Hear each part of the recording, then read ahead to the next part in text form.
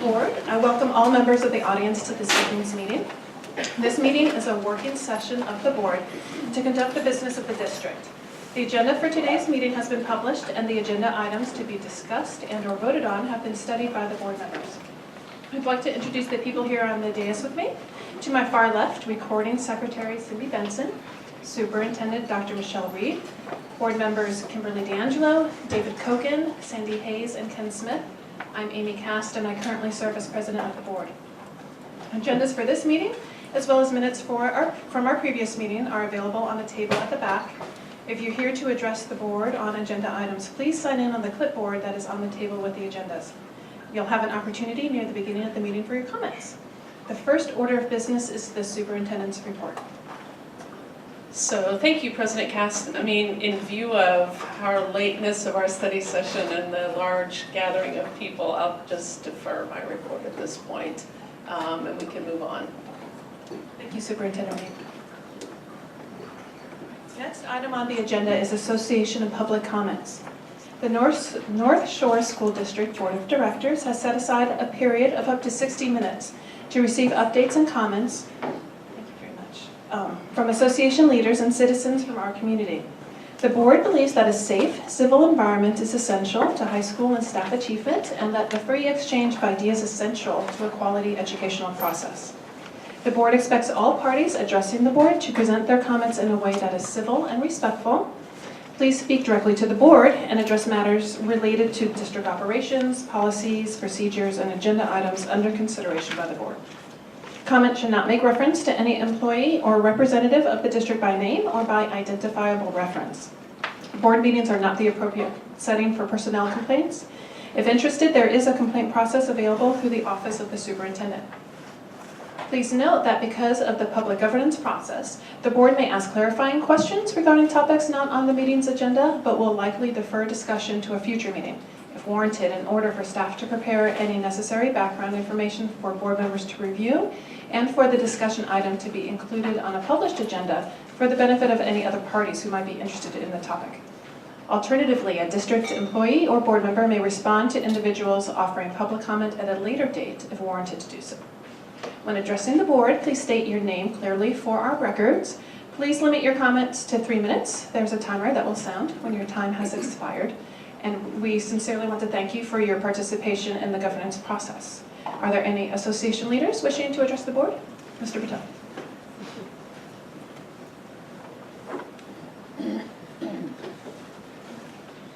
Good evening.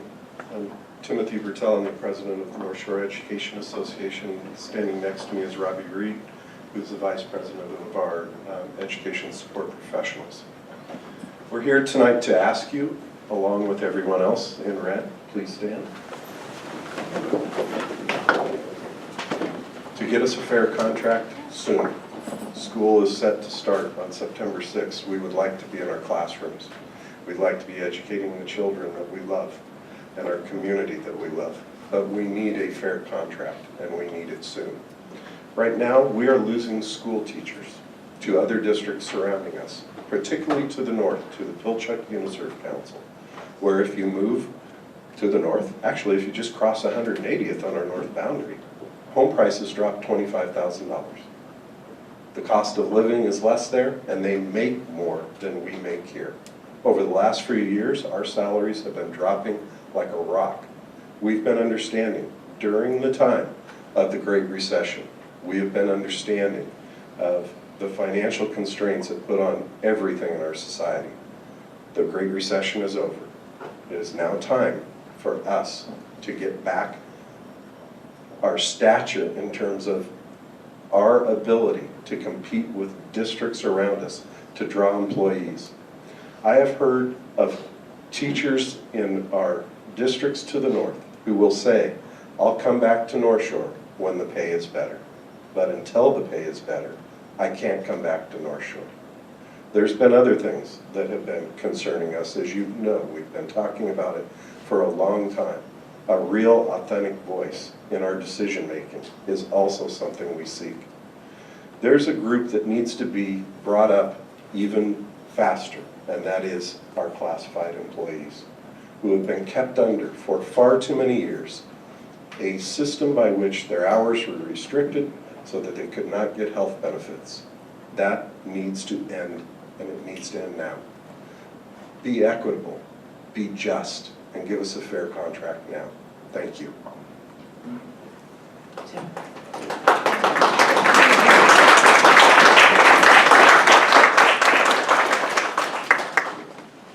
Are there any other association leaders wishing to speak?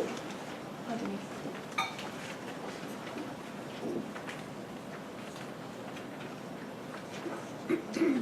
Good evening. I'm Denise Sneed, Vice President of CPAC, the Special Ed Parent Advisory Group. And we don't have much to say, but I've missed you guys, so I wanted to come tonight and finish off what we were doing last spring before we were able to present it to the board. Just names of people who've won different Outstanding Service Award recipients. Some you may know from your kids' time in the school district, as well as different foundation grants we were able to fund with the North Shore School Foundation in special ed and other alternative settings. We also wanted to say that CPAC was excited and to welcome Dr. Reed as our new superintendent, and we're looking forward to a good year. CPAC has not done much this summer other than this, so there you go. Thank you. It's the Kate. Denise, the Kate. It's been 3 months and I think my kids have hid it from me. I was late today because I was looking for the green cape with the big CPAC super on it, and I will not come again until I find that cape. I promise you. We'd love to see you, so please don't let that be a barrier. Well, the kids have to cough it up. We will find it. Thank you. Do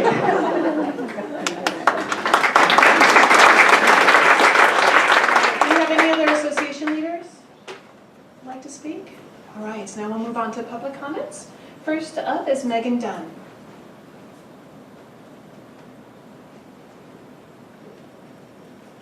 Hi, my name is Megan Dunn. I'm the Healthy People and Communities Program Director with the Northwest Center for Alternatives to Pesticides, or NCAP.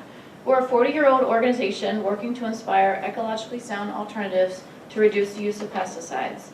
I'm an appointed member of the Washington State Pesticide Advisory Board, and I've been working with schools in Washington to help to end their reliance on pesticides for these last 3 years. Although pesticides are scientifically linked to a wide range of human health and environmental issues, they're routinely and unnecessarily applied in schools. Pests and pesticides are asthma triggers, and they lead to low indoor air quality. The cost to school districts for dealing with asthma is high, and the risk for exposure has been found to be higher in low-income and minority schools. Over a 5-year period, the incremental direct cost of asthma per person in the U.S. was over $3,000, and absenteeism in school costs around $300 per worker and $93 per student.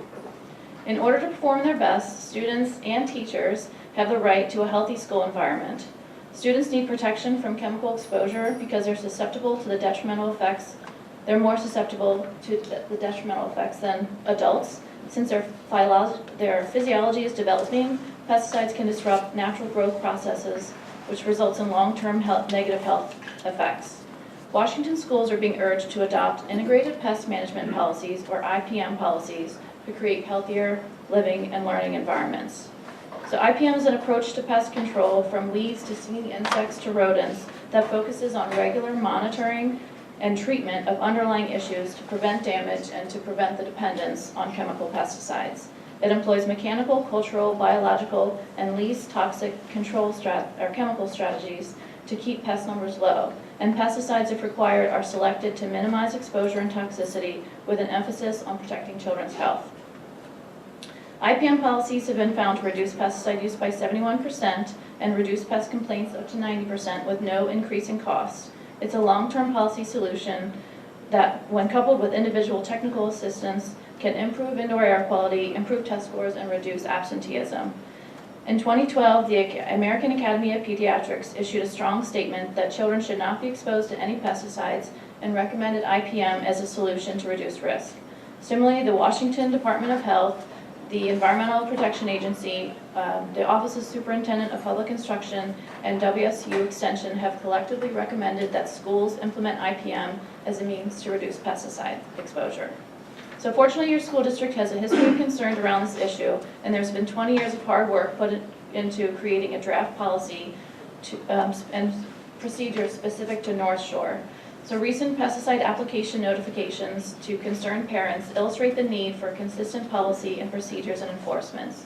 So I've had promising communication with Steve Simpson, the North Shore grounds foreman, to work towards education for alternatives to chemicals. But we feel it's crucial to have an official board-adopted IPM policy which would provide this district with consistent, predictable approach to pest management, and it would put kids' safety first. Thank you. Wait, Megan, do you have a minute for a question?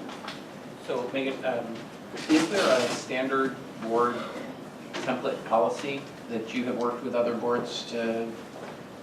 Yeah, we have a model policy, and then Diane, who will speak next, was part of the safety committee that drafted one for North Shore, and it was never adopted. And I don't know if this is an appropriate question, so feel free just to demur.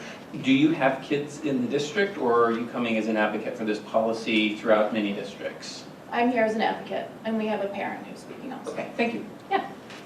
Just a reminder, we don't use staff names in public comment. Oh, okay. Thank you.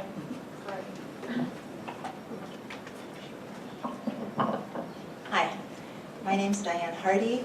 I taught in North Shore from 1979 to 2013.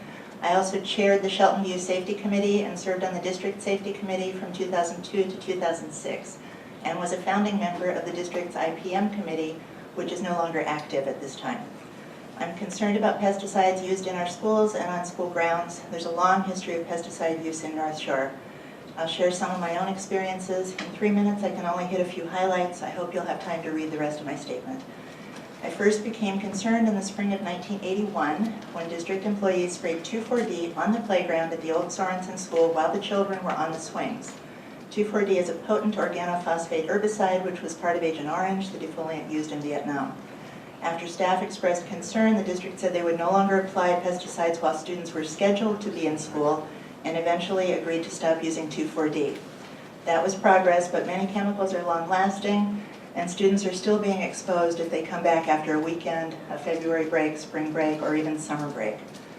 Many times over the years, agreements have been reached not to spray a particular courtyard or school or an area where students and volunteers worked, but time and again, those agreements would be discontinued and spraying would resume without notice. After several decades of not using 2,4-D, and North Shore resumed using that last year, and now it's being used on some elementary, junior high, and high school athletic fields. When I taught at Shelton View, earwigs were living in the crack where the building meets the sidewalk. Our principal and custodian both put in work orders to have the district caulk the crack, which would remove the habitat and solve the problem. For 2 years, those work orders were ignored and then denied. And the district said it would cost too much to hire somebody to caulk the crack, but 4 times in 2004, they sprayed neurotoxic pesticides on that crack.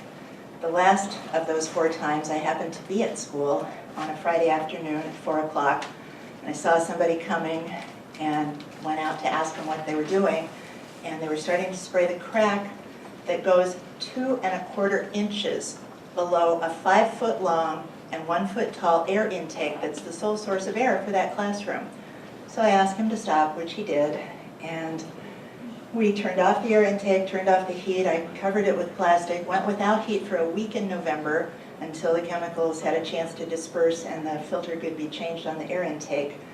And then the district caulked the crack, which solved the problem.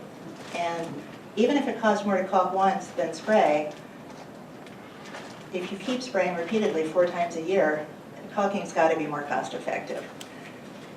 Okay. I was a member of the Integrated Pest Management Committee that drafted an IPM policy in 2005, which we've updated, and I have for you tonight in a packet, policy and procedure. And I'm sorry I'm running out of time, but it's in writing, and thank you for your time. Appreciate it. Diane, if we could give you an email address, would you be able to provide electronic copies? And that way we can distribute to the board. Yes. And I have packets for you, but I'd be happy to send electronic ones as well.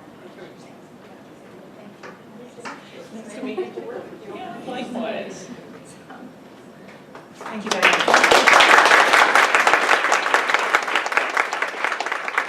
Jasmine Lee?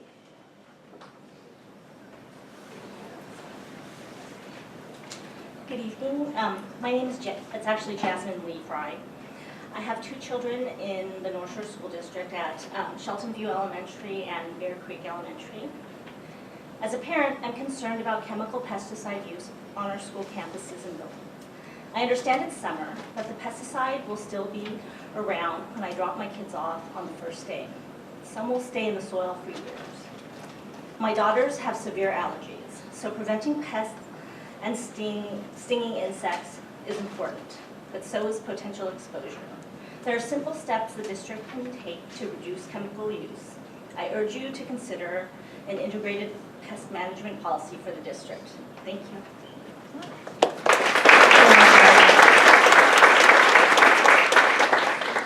So that was our last line of speaker. That concludes public comments. If I would like to offer the opportunity, we actually enjoy a full room when we have a board meeting, but we understand you all have busy lives. So feel free to stay, or please take this as an opportunity to step out if you'd like. Your choice. Thank you. That was fast. Bye.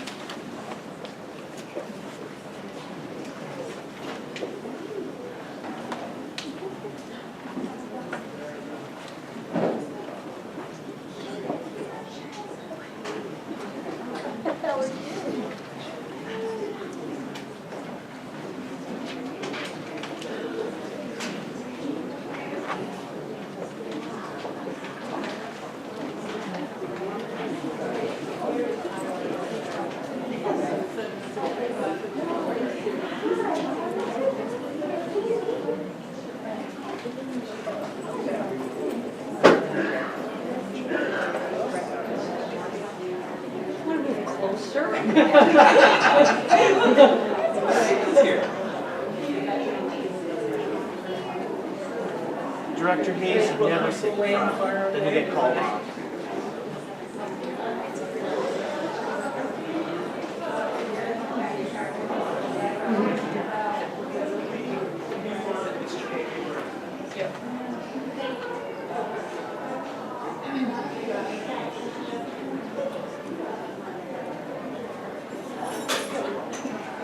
Thanks. So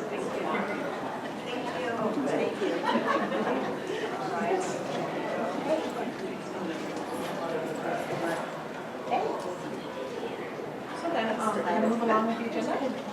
So the next item on the agenda is the consent agenda. Is there a motion to approve?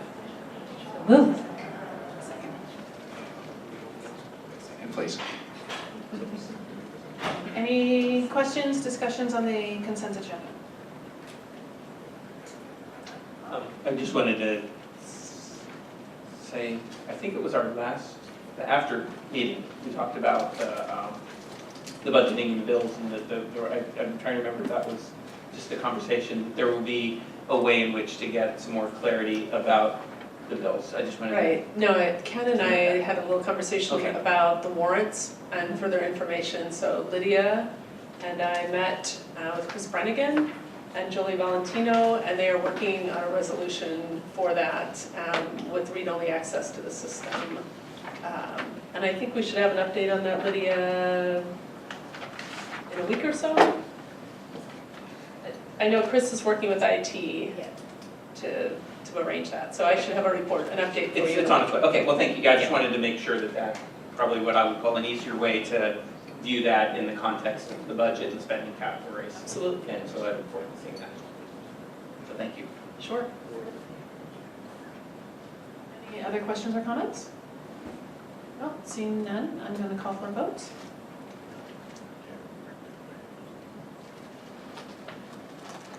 Consent agenda passes unanimously. Next item on the agenda is an action item. The first one is the award of the contract, the GCCM contract for Maltby, Skyview, and Canyon Creek. Is there a motion to approve? So moved. Second.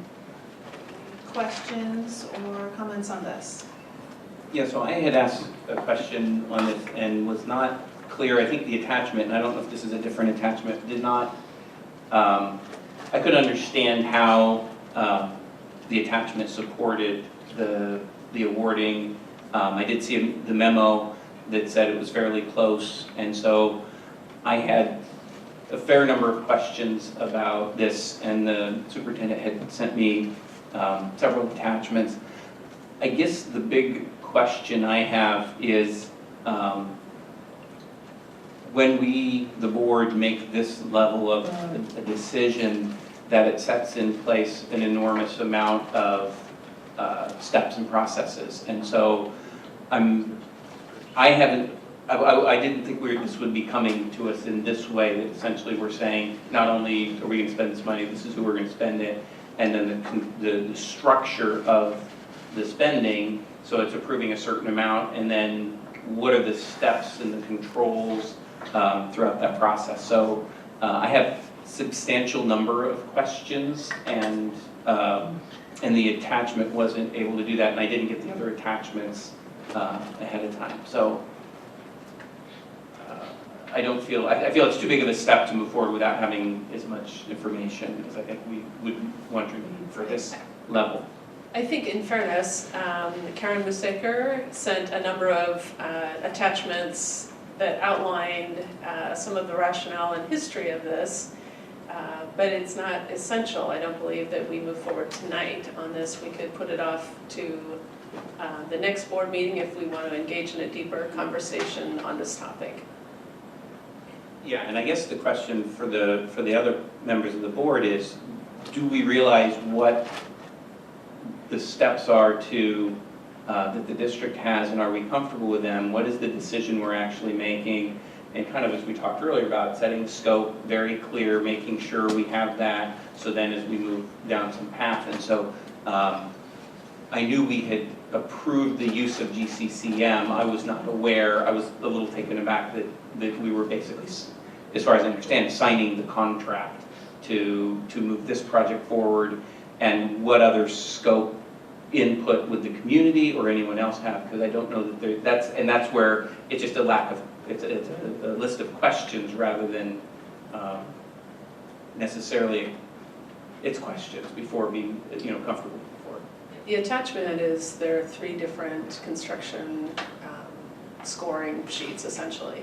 So all the background in terms of how we got here was what Karen provided, and that hasn't gotten to all of you in a tight format yet. So we could certainly discuss that further or not. It's your pleasure. I will say I don't understand. I think I've asked prior and don't quite understand all the contracting proposals. And I know that Cornerstone, or I believe Cornerstone, wins most of our bids. And so I would just have questions about the process more broadly. Maybe for me it's not specifically about this, just so I make sure I understand it in the future, and maybe what leads Cornerstone to repeatedly be the one that's getting the contracts. I know community members ask me that, and I do get those questions quite a bit. So I'm glad that you brought that piece up.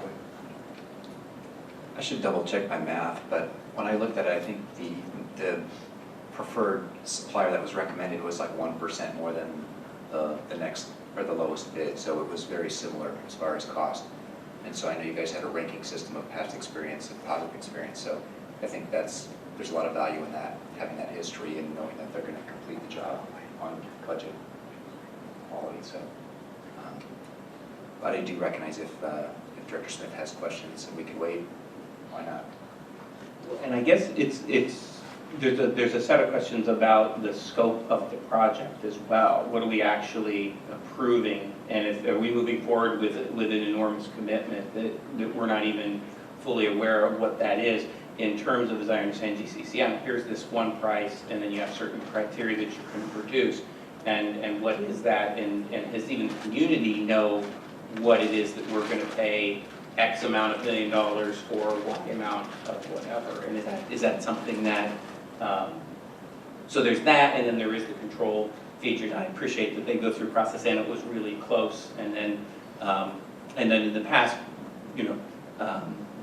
there have been some questions that arose with a prior audit finding in an area related to contracting that I think should also be, thoughtfully considered, and to make sure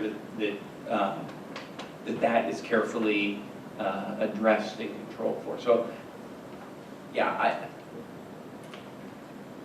so I don't think the public, I don't know exactly what we're voting on, quite honestly, in terms of the scale of the project and the controls over that project. So I'm uncomfortable with moving forward. I think I would prefer to postpone.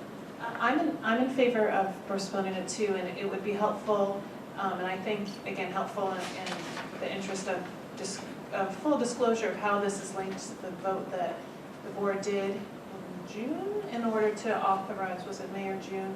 In order to authorize, this is the preliminary work for the Maltby and the joint Skyview Canyon Creek project, to have just a continuum to link together the vote that we authorized as well as the expenditure. And I think in order to communicate as we grow as a district, it's helpful to have all the information together, because we know the likelihood of needing to continue construction is pretty high. So this is a long project, a long process rather, in terms of when the board initiates projects, and it's helpful to have it more tied together. So I will bring it back to you with a little more background information at our next board meeting. Just as a clarifying question, I know that construction is at a premium right now, and I want to make sure that we don't jeopardize, are we going to be able to communicate to Cornerstone in particular, but certainly other ones, that we as a board just need to understand the process a little bit more before we move forward, that it isn't anything having to do with the quality or who they are. Do you think that we can message that without them then saying, forget it, we're not working with you anymore? Right? Yeah, okay, thank you. I'd like to know more information about how we solidified getting competition. No, I think we're fine with that. I think the process, I'm satisfied that it was a solid process. I also understand that we're in a situation where this connects to the 2018 bond, right? And the scope of the work is something we need to flesh out a little bit more, so I get that. And we'll come with a little more background information. And perhaps also, if any of you have more specific questions, if you'd get them to me, then I can make sure that between Karen and Ryan and I, that we can be responsive to those ahead of the meeting. Right, and I remember seeing, and I don't think I was on the board at the time for the North Creek project, but it went through some kind of review with like 5 different engineers looked at things and spent 40 hours each. So that's a significant investment in, looking at and understanding the project. And so what are those kind of control points to make sure that that you're getting what you're paying for? I know that we've been very pleased with Cornerstone in the past, and so just to try and make sure everyone in the community understands the scope of the project, the timings, and the process. Sure. Yep, we can do that. So we will defer the vote. But I think that just for scheduling that vote, in terms of getting that information in a board briefing, and then to be able to be in the public agenda, I don't know that going to Director Hayes, I don't know that it needs to take a tremendous amount of time. If it can, those clarifying questions can be answered soon, then we could be able to act on it soon. I would anticipate the next board meeting, we can take care of that, as long as I'm clear about some of the specifics. And I will make sure all the attachments Karen provided in great detail get to you this Friday. Thank you. So we'll be moving to, I'm sorry, any more questions, or just want to make sure I didn't jump the gun? All right, so we'll move on to the next agenda item. So this is an action item also. This is the State Board of Education minimum basic education compliance for the 2016-17 school year. So this is an action item also. Is there a motion to approve? So moved. Second? Second? So this, as the description reads, the school districts are required to submit by September 15th the minimum basic education requirement compliance form for the State Board of Education. So any questions or comments from board members? I have one, and I'm trying to pull up the document. So clarify for me, this is an annual process that we go It's through. an annual requirement, and David Wellington and Heather Miller go through and attest essentially that we meet the OSPI minimum time guidelines, and it's for apportionment funding. Okay, thank you. And then if you could scroll down, who's ever, going down to the screen that has the subject and then the various, yeah, that's really useful to me. So when I saw that, and then even there's non-credit requirements, so I don't have any desire to change it for this year. I would love this to move forward. I think. Thank you. You're very welcome. But as we go through our strategic planning and the 24 credits and a whole bunch of other issues, I think it'd be really useful to think through all of these. I did a little bit of research and saw some people talk about high school and beyond, and maybe almost it doesn't necessarily need to be a full, but perhaps a quick program evaluation. What are we getting out of that? What's required and what are we getting out of that? And then thinking through the co-curricular with things like personal finance and community service as we think about the students that we want to leave the North Shore District. I got a North Shore education and I'm able to be a part of global citizenry, these other kinds of things, and what that might look like. So I think it's appropriate to do during our strategic planning process that we would be doing soon. And it inspired me to think about the ways in which we could do that are cost effective. So we get some attention to them, not necessarily adding requirements in graduation, because I think you have to balance out. So I was appreciative to see this. I hadn't seen it before. And I hope we will have this as a part of our discussion with the strategic planning process. Point Director Smith, any other comments or questions? I'm just so glad that we're still able to keep our Lincoln web days and meet our hour requirements. I was touch and go there for a while, so that's usually important, I think.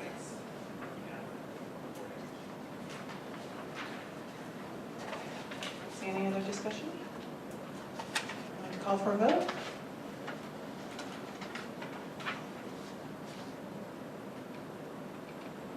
Action item is approved unanimously. So the next item on the agenda, we're now moving into information items. So the first one for discussion is the 2016-17 work calendar. The board will notice Dr. Reed filled in some more spaces, did some color coding.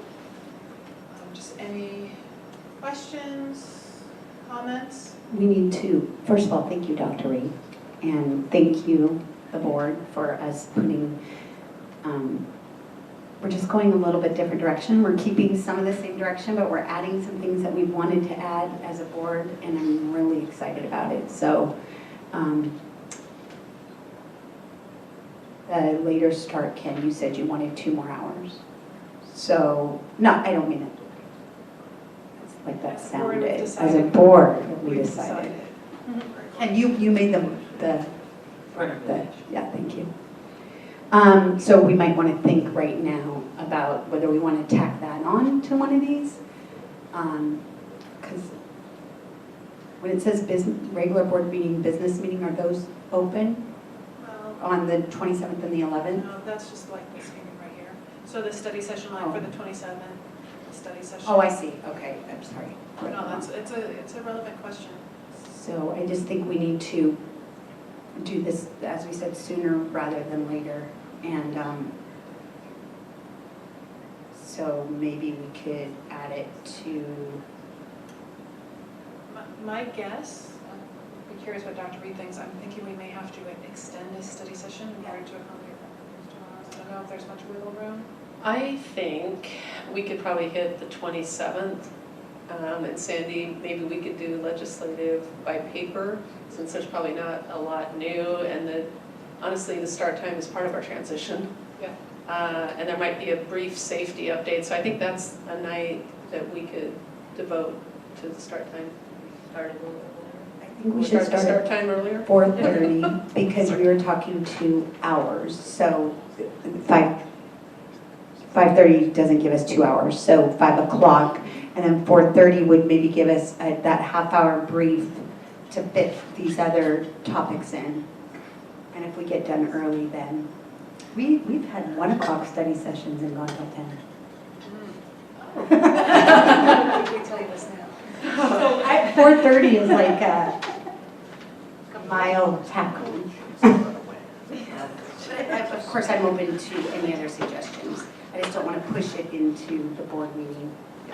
And I think we'll have a lot to talk about, so. I'm fine if we go with 4:30 on the 27th. Does that work for everybody? Yeah, and I would like to add, thank you, Superintendent Reed, for putting this together, getting it color-coded. Thank you for the board for, going through it. I share the optimism that we have of an agenda.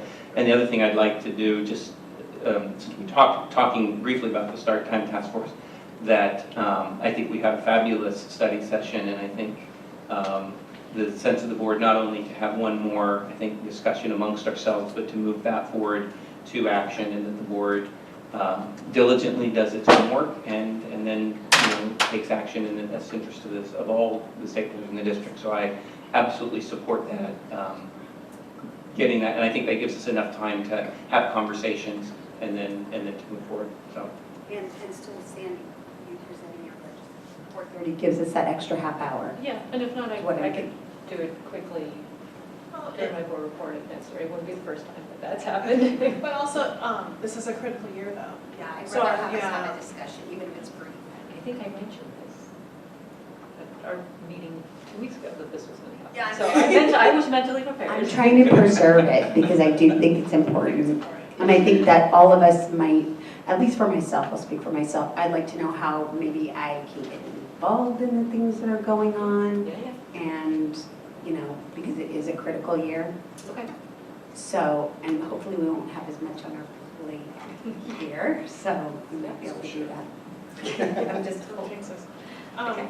So, and one thing this is on the agenda later, we had talked when we met as a board and as a governance team about how many conversations with the board to hold. So right now, Dr. Reed added 4 to the schedule, which is lovely. We had talked about perhaps doing 3. So just while the schedule was in front of us, I just wanted to drop that note, but we'll be talking about it into the items. This is only for the first half of the year. Well, if you scroll down. Oh, scroll. Oh. And then, so it looks like January, April, and May, and so October, January, April, May, which mirrors what we've done in the past, but just something to talk about here in a minute. I think it's not a bad idea, and if we find that maybe they're not as productive, we can convert them into information sessions on planning for 2018. Keeping those there is Good idea. They might also connect to our strategic planning process. So do you want to just talk about that item now since it's up on the screen? We can be efficient. Let's be efficient. We did, Cindy, actually, Truth in Advertising, Cindy contacted schools and has made all these arrangements. She's a miracle worker. We have 3, and then 1 specifically for Spanish-speaking families that are set. So we can leave those on the agenda, and I agree, maybe evaluate how the first one goes and make a decision from that point forward. So, something perhaps in years past, we had them printed on a district calendar, which kind of blocked us in, but perhaps the fact that these are not locked into a printed material will give us more flexibility and probably would just have to come up with a little communications plan if we do want to shift, but I like the idea of having some flexibility to it. Right, it sounds like no matter what, we would keep the dates and use them for a come y'all meeting. So it could be printed from, I just want to make sure that I'm hearing that is no matter what, we will have them and they will be open to the entire community. Right. Okay. And Casey's here, it's not too late for us to put it in the printed district calendar. That hasn't gone to print yet. Right, the earliest that will go to print would be next week. So if you want it in the district calendar, we can put it in there. We have, and I think, the more media, the better. Because, especially since we don't print an agenda. The board will be at this building on that date. So. And I think regardless, we should have our first one and at least have the Spanish-speaking one, so that keeps two. And, you know, very good point. Spanish-speaking ones are pretty well attended typically. So I'll connect Casey and Cindy to make sure we get those dates. Any other thoughts about the work calendar? I found it very, oh, I had a thought actually. Would it be, once the board is comfortable and approves it, would it be okay to publish it on the webpage, the board webpage on the district site? Just so Director Smith had mentioned, you know, being very forthright, letting the community know what we're doing, what our agenda for the year is. I think that would be helpful. Of course. Awesome. Maybe we can send out a link in our newsletter or in your letter. Right. That we can send out a link, because I know that people do want to keep up and more people, I think, want to attend our study sessions if it's advertised. Not a room full, but a handful of people that to follow. Yeah. I'm working on Casey and we're going to hopefully get time tomorrow or to enable me to link items like this to my Thursday memo that'll go out to staff. So. Very hot link, yeah. Very hot links. It's the board planner would be, I think that's what people are waiting to see. So, yeah, a lot of excitement. There is a group. All right, any other thoughts? This is great. No, I think this came together very well. Thank you. Thank you. Sure. Thank you. So then the next item on the agenda is talking about strategic planning.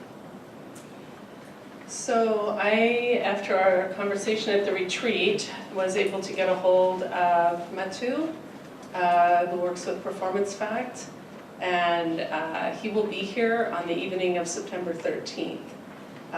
When we had agreed to put strategic planning on our agenda as a regular item to update, he will be here, I believe he's coming in from Oklahoma City, and will be present for our study session that night on the 13th. And if we want him at the board meeting, we can do that. Otherwise, I know he's planning to be here for the couple hours. I will work on an agenda draft with him, but if there are certain topics you would like to make sure we hit, be happy to do that. Board members need to prepare. He presented some documents which I can include in our Friday board brief this week. Essentially, his focus documents, he did a preliminary data screen on the district all in advance of any kind of formal arrangement with us. Cindy, could you bring up the PowerPoint, please? The guide on the goal would be, no, it would be the PowerPoint, sorry. The moving forward as one. Right. I believe I asked Cindy to provide in your blue folder hard copy documents that you could take of their most recent work. And their most recent work essentially was with Highline School District, Federal Way, Tukwila, and I believe there's an example from a California district. This is the PowerPoint we went over on a webinar, a GoToMeeting. So I asked him to take a look at that. I think the introduction, could you go to I keep thinking when I look at it, everyone's looking at it. So the introduction, why plan, I think their premise and their aim and their planning work with us is to facilitate a unity of purpose, and I love that line, right? Or alignment. And I think the point of alignment is to make sure that when we don't have alignment, more often than not, that's when they see conflict. And so among people, programs, processes, and so forth. So you should have this in hard copy. I'm going to keep going, if you can move. So again, they're talking about sort of their process. Do you want to go to the timeline slide? That's their phase, right? And these are the voices. Yeah, do you want to talk about this one, Kimberly, or do you have a question about it? No, this is something that I brought up to you and Amy over the past probably couple of months to Amy about being able to have more voices at the table. And I've said it, I've actually brought this up here too about making sure that we're having our different community groups represented, and how as a board member, it's hard for me when I feel like I'm talking for somebody else and I don't know their experience or what they're going through in their community. And obviously that's difficult, but I love how they put the different groups that they see and voices in the different circles. And it's giving voice to people that we can't give voice until we know their voice. So this is really exciting. And I'm It's great.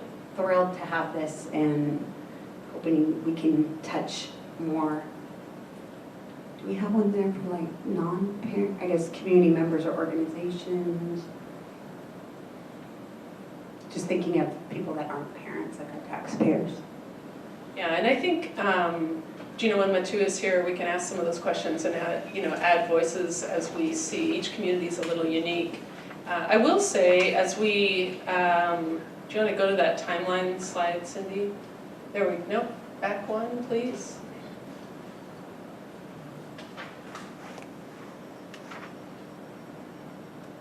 It's page 8. There we go.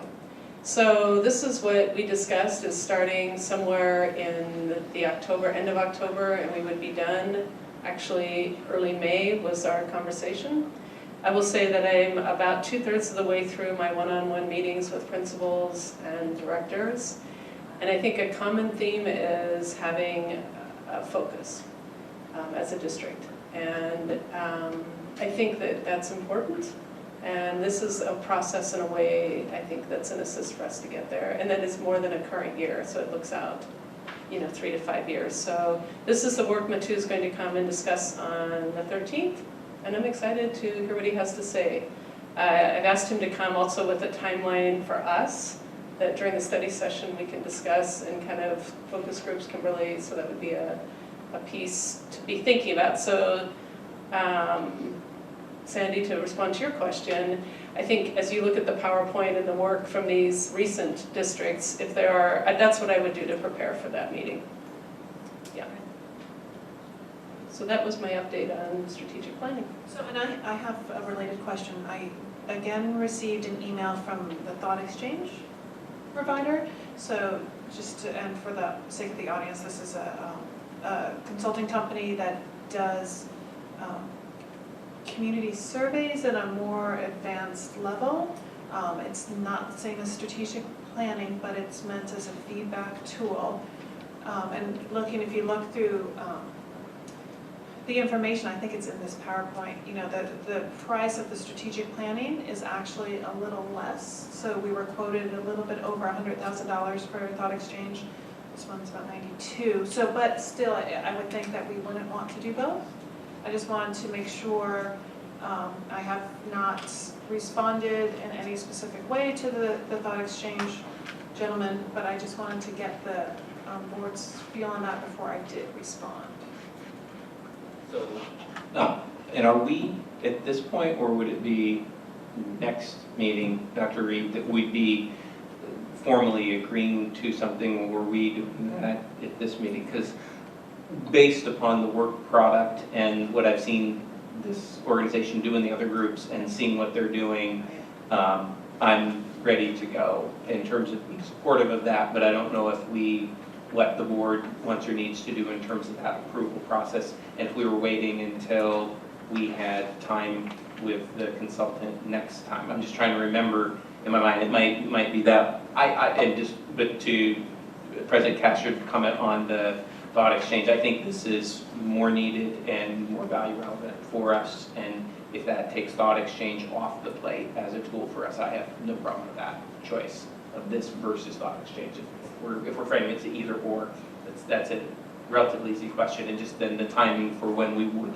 formally make a decision, if that's today or if that's 2 weeks. It's not today. It's not under action items intentionally, it's information. And I think you need to meet Matu, we need to have that conversation. He understands, in a sense, it's his pitch to you in that conversation on the 13th. And following that meeting, I think is when we would make a formal approval of that relationship. So then that would be, since we would meet with him in the study session prior to the board meeting, then we could have an action item We could. on that. Yeah, I would be fine with that and would rather keep that momentum going rather than letting that delay. But that just, unless there's, I don't know if others have a different opinion on that. I'm in agreement. I love what I see here. I'm not that familiar with Thought Exchange, so if you wanted to present us something, Amy, if you were interested in I it. could Because do I don't that. have a comparison. I'm not necessarily. But I love this format. Interested in it. This is more a question as board spokesperson, is that I haven't committed one way or the other for several months to this sales rep. And so it might be a more thorough process to wait until we do have a study session about this before I formally say no thank you to Thought Exchange, because it may not meet our needs, we don't know, and we may want to once again look through the materials from Thought Exchange. So The thing I'm pulling out of this too is that when we go to our WASDA trainings, the thing that they talk about frequently is alignment. And so it's really neat to see some of those things intertwined in this. I feel like it's the same language that I'm hearing a lot at our trainings.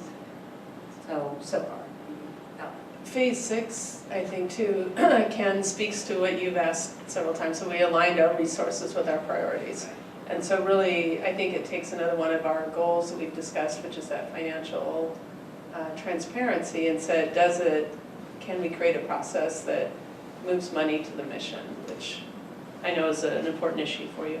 Well, and not only that, that's appropriate time framing. I know in the budget building process that, that starts as soon as you finish one, but it still would allow us, at least from a categorical way, of the themes that we might have from the budget. And oftentimes when you go to that kind of approach, you already are spending the money on the things you care about, for a whole host of areas. We do that in the district, but just getting that clarity of our level of investment in this, and okay, yeah, we do get that out of it, because I think sometimes, going back to some things other people, there's so many amazing things going on in the district, and sometimes we go, oh, that's where we pay for that, and is that all we pay for that huge amount we get back? And then being able to capture that sense, and would we want to do that 2 or 3 times, like the jazz band that marches off the parade comes up to my mind at the junior high. I was like, I'd like to do more of that. So, so I think that's great, and it does completely align with our other process. Thank you. Yes, thank you very much. Awesome. I know, I couldn't be more excited. I think they're a really quality organization. I'd be curious as how well this would integrate with the other group that we were looking at to prepare that district vision statement, and how well those can be integrated and aligned. It could be really powerful. Right. Okay, excellent. Talking about that 4-page district vision that families could access that laid out all the priorities of the district and what's important to us. That is this group. Oh, that is Yeah, this this is group. this Yeah. group. I didn't realize that was a piece of this as well. Yeah. Triple vote. You would get that. Yeah, so that's what we will end up Slide with. 2. We will have, this is that group. I wasn't sure we could actually connect with them because they're so honestly in demand, but we were able to do that. So he's going to be here. Thank you for that clarification. Yeah, I know, I was thinking that group. It's in the other handout that's at the Yes. agenda. But yes, no, I thought that was really useful, the 4. But now we're in alignment. We all like that. We don't like the Our same new thing. buzzword. Thanks, David. I feel better now tonight. I don't know. All right. Well, great. So then to move us along, the next item was to discuss the conversations with the board. Did anything else pop into any board members' heads along that line? So we kind of consolidated agenda items when we were talking about the planning calendar. Oh, okay, right, I was confused because it seemed like the same attachment was in the It is. meeting twice, okay. It is. So we Formally streamlined. do our business. Right, okay, so this is probably the right time to ask this question, sorry for being the absent-minded professor. The Smarter Balance testing came out, and I believe we got an attachment by schools and some other information.